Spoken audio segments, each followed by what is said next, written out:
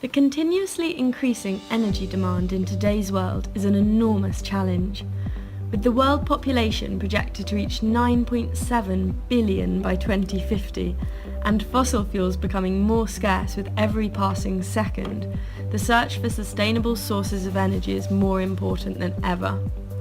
But while research is being carried out in the fields of nuclear fusion and tidal power, one sustainable energy source that has been a constant throughout history is wind energy. Have you ever gazed out of your car window whilst driving through the countryside and witnessed these gigantic white towers looming in clusters on the horizon? Wind turbines transform kinetic energy into electricity, and this currently powers approximately 12.5 million homes in the United Kingdom. But how do wind turbines work? The blades of a turbine have an airfoil section which produces a perpendicular force to the incoming flow, the same aerodynamic principle planes use to fly. The rotation drives an electric generator producing AC electricity which can be fed straight into the grid. The power extracted by the turbine is a function of swept area and wind speed. It's not possible to extract 100% of the energy flowing through the turbine, however. Albert Betz stated that the maximum theoretical power that can possibly be obtained with a wind turbine is roughly 60% of the power of the air passing through the area swept by the blades. This is known as mine limit. Actual wind generators reach 3/4 of Betz at peak efficiencies, but reaching this efficiency requires large-scale engineering, and some people argue that these large turbines ruin the landscape.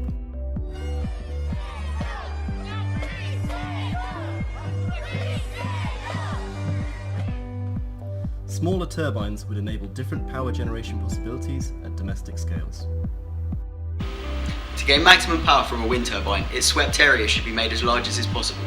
This is usually limited by space or structural constraints. The root is unable to withstand the stresses of a more massive and faster moving tip. A long, slender blade is also more aerodynamically efficient than a shorter, broader alternative. But how many blades should there be? The answer may at first seem to be as many as possible, since more blades means more energy extracted from the flow. This logic holds for a small number of blades at slow speeds, but doesn't work when the number of the blades is much larger than 2 or 3 and when the rotational speed is increased. Behind each blade is a region of downwash through the air, and is carried away by the wind. A blade moving through this downwash suffers from increased drag and reduced lift, and so increasing the blade number and RPM will amplify the losses. A measure of how many blades a turbine has and how broad they are is called the turbine solidity. That reminds me, a second important parameter of the turbine is its tip speed ratio, or TSR. This value is the ratio of the tip speed of the blade as it rotates to the velocity of the oncoming wind. Its target value is very important and is selected in the initial design phase. Moreover, when designing a turbine blade, it's important to remember that different points on the blade are travelling at different speeds, and as a result are seeing the oncoming flow at different angles relative to the blade disc. To ensure that all sections of the blade are pointing into the local direction of flow, the blade must twist from root to tip. You're right. In fact, a final design consideration is the amount of structural deflection that the turbine blade undergoes during operation.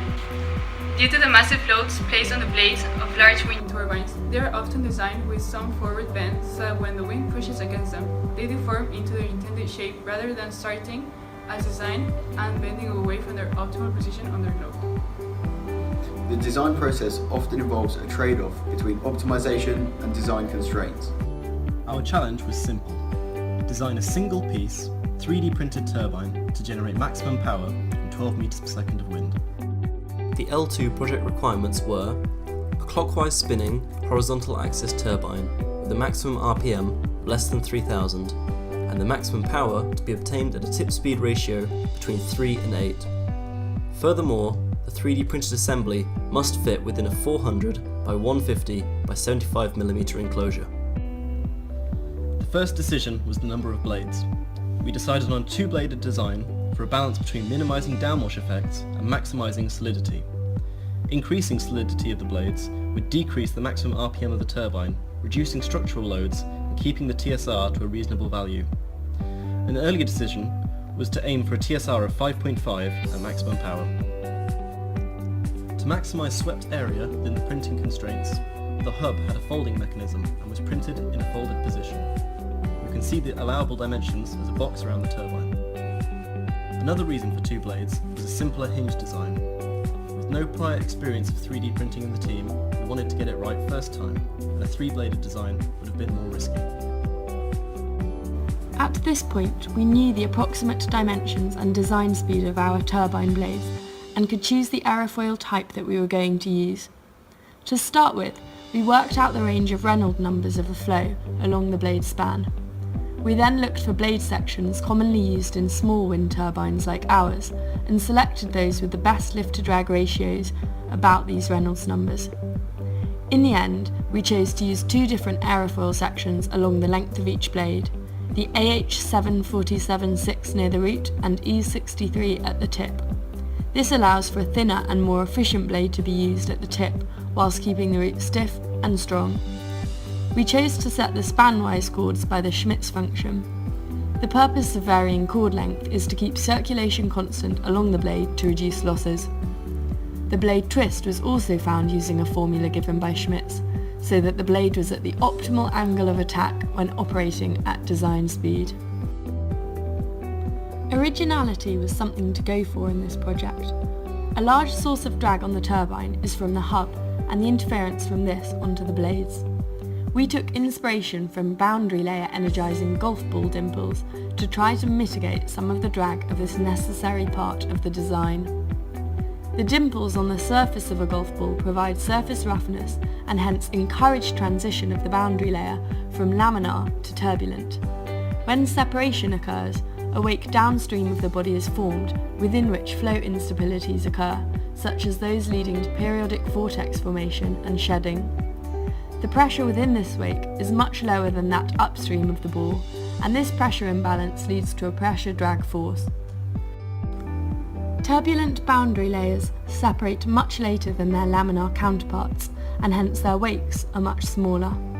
This means that the pressure imbalance is also smaller, hence the drag is lower. The designs were handed over to the lab technicians who facilitated the production of the turbine. Meanwhile, the metal hexagonal hub to join the printed turbine to the test rig was also machined under the team's supervision. A combination of CNC milling machines, lathes and drills were used to get the final piece. The 3D printing took around 36 hours. It was important to orientate the blade in such a way that the print bead was radial, so that the final laminate would be of maximum strength in that direction to survive the centripetal loads.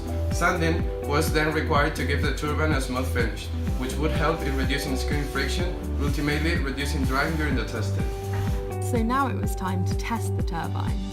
This was done in the Donald Campbell wind tunnel, where the turbine was mounted to the test rig and subjected to 4 different wind speeds of 6, 8, 10 and 12 meters per second.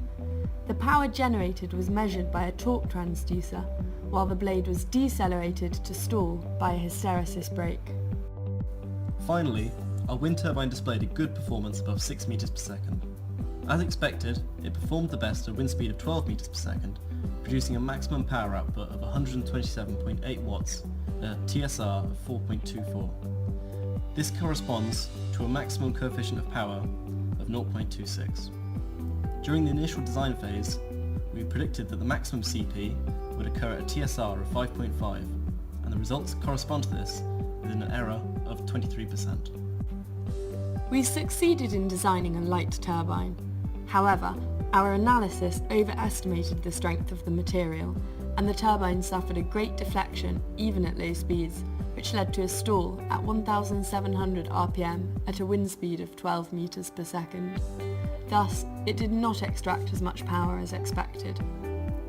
The deflection at the tip is inversely proportional to the bending stiffness of the blade. Therefore, the performance of the turbine could be increased by using an aerofoil with a greater thickness to chord ratio. Alternatively, a method for strengthening the material, such as the insertion of a metallic rod or FPR, fibre polymer reinforcement, would have a similar effect. Nevertheless, we were able to test the turbine at all wind speeds without permanent deformation occurring. In conclusion, the turbine we produced succeeded in fulfilling the L2 design brief. However, excessive deformation due to slender blade sections limited the performance of our product. The next generation of Group 1's turbine would be much more substantial in the mid-span airfoil section,